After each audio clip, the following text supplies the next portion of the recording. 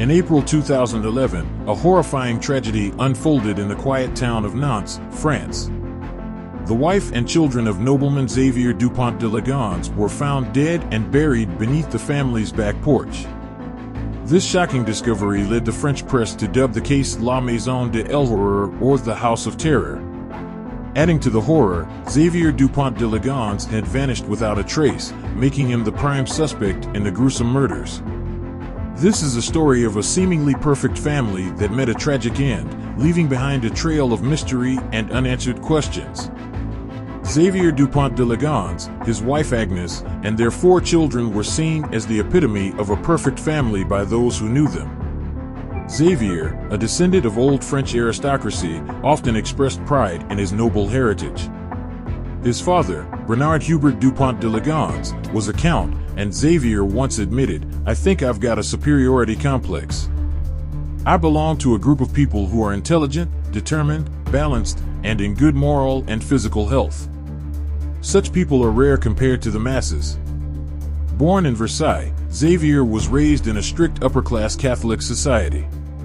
His upbringing was traditional and conservative. When he was 10 years old, his father grew tired of the society in Versailles and left the city, leaving Xavier in the care of his grandmother. Despite his aristocratic background, Xavier yearned for adventure. In his early 20s, Xavier met Agnes Hodinger, another young member of the Versailles bourgeoisie. Although they claimed to be in love, Xavier wasn't ready to settle down and eventually left the town. Upon his return, he discovered that Agnes had become pregnant by another man. Defying social norms, Xavier married her and adopted her son as his own. The couple didn't stay in Versailles. Instead, they traveled around France throughout the 1990s, growing their family. By the early 2000s, Xavier and Agnes attempted to immigrate to Florida, but their efforts were unsuccessful and financially draining. They eventually settled in Nantes, leading what seemed to be a happy, quiet life. Their eldest child, Arthur, was 20 years old in 2011 and enrolled in a private Catholic college nearby. Thomas, the second oldest and Xavier's first biological son, was studying music at college. And their only daughter was a bright and attractive 16-year-old who modeled for mail-order catalogs while maintaining good grades at La Perverie, the private Catholic school she attended with her younger brother Benoit. At just 13, Benoit was popular and well-liked. Agnes worked as an assistant in a Catholic school and was deeply religious. To the outside world, the Dupont de Ligons family seemed to be the embodiment of an ideal aristocratic family. They lived in a nice home and were respected and admired within their community. However, beneath the surface, the family was struggling with deep-seated issues. As early as 2002, cracks began to appear in Xavier and Agnes's marriage. Agnes complained online about Xavier's rigid and military-like behavior, stating, "Xavier is too judgmental, too quick to argue, too rigid, too military. There's no more tenderness between us, no more attention, no softness, no sex." When I ask him if he's happy, his response is the same, "Yes, I am, but if we could all die tomorrow, that would be better." Their marital problems worsened over the years. In 2005, Agnes even filed a police report against Xavier for attacking her eldest son, Arthur.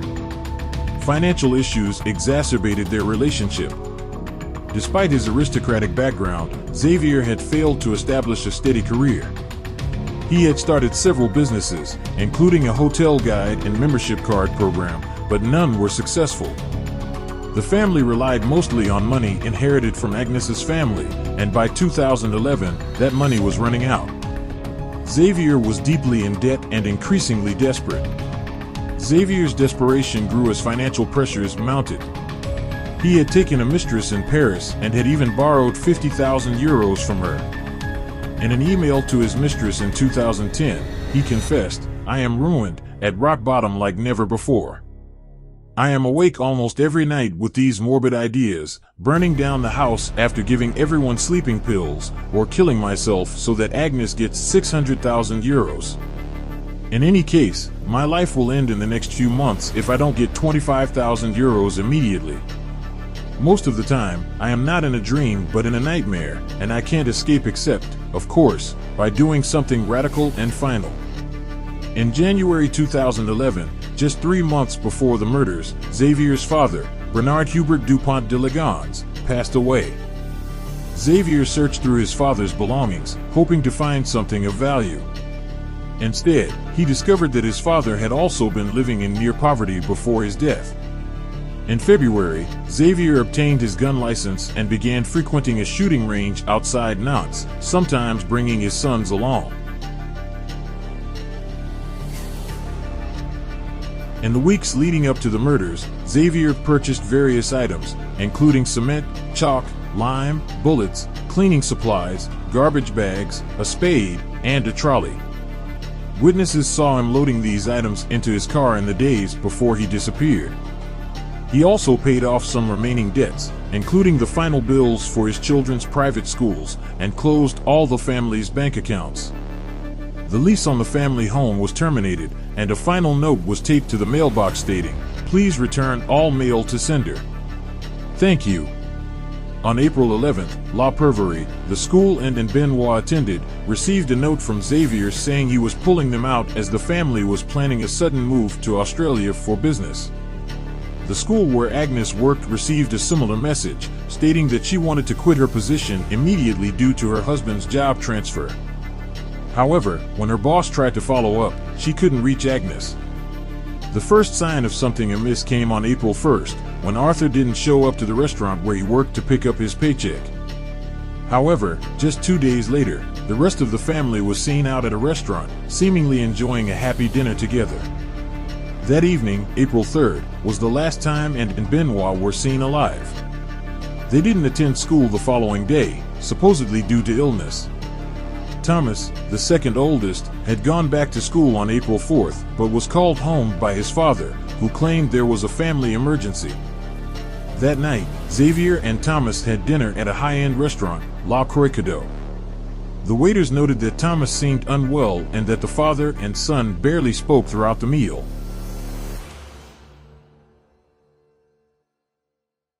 As the days passed, odd messages from Thomas about illness and phone problems raised concerns.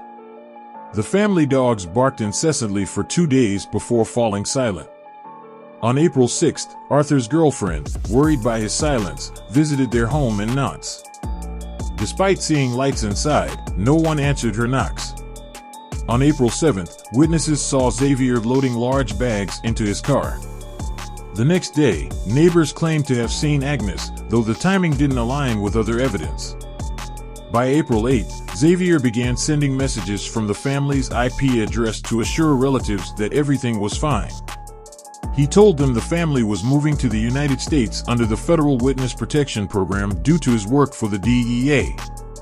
This bizarre claim was filled with grammatical errors and left family members puzzled. Xavier's journey continued, starting with a night at the Hotel Premier Classe near Toulouse on April 11th. The next evening, he moved further southeast to the Provence-Alpes-Côte d'Azur region, checking into the Auberge de Cassagne under the alias Mr. Laurent Xavier. He paid €214 with his credit card. Meanwhile, concerns in Nantes were mounting. Neighbors noticed the house had been quiet for a week, prompting them to call the police for a wellness check. Police found the house locked and had to call a locksmith to gain entry. Inside, everything seemed normal, apart from some removed bed sheets and open closet doors. This led police to believe the family had left voluntarily. That evening, Xavier stayed at a hotel in La Sainte-Sur-Mer on the French Riviera, a place where he had history from the 1980s. He reached out to a former girlfriend, but they did not meet. On April 14th, Xavier withdrew €30 from an ATM and spent the night at the Hotel Formula 1 in Roquebrune-sur-Argens. Surveillance cameras captured his last confirmed sighting. The next day, Xavier checked out of the hotel and vanished without a trace, leaving his car behind. Following Xavier's disappearance and the strange letters sent to family members, police conducted another search of the house on April 15th. This time, they noticed that photos had been removed from picture frames, suggesting that whoever left did not plan to return. Despite these odd findings, nothing extremely suspicious was found. However, Agnes's family, growing increasingly concerned, pressured the police for further investigations. Subsequent visits on April 18th, 19th, and 20th yielded no significant findings. It wasn't until April 21st that the police made a gruesome discovery: the bodies of Agnes, Arthur, Thomas, and Benoit, along with the family's 2 dogs, buried under the patio in the backyard. The bodies were wrapped in plastic bags and covered with quicklime to speed up decomposition. The scene suggested an attempt at a religious burial, with the victims lying side by side with religious artifacts. Autopsies revealed that the children had been drugged and shot while Agnes had been killed first. The gruesome nature of the crime shocked the community. Police concluded that Xavier had meticulously planned and executed the murders over several days, given the state of decomposition of the bodies. With Xavier missing and an international arrest warrant issued, the hunt for him intensified. Xavier's trail after the murders led to various hotels across France, captured on CCTV multiple times. His journey suggested he wasn't trying to evade capture, but rather on a farewell tour of significant places in his life.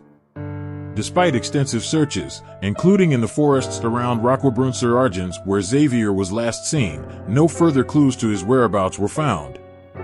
Xavier's behavior post-disappearance puzzled investigators. He used his credit card and was seen on CCTV, suggesting he wasn't trying to evade capture but rather on a farewell journey.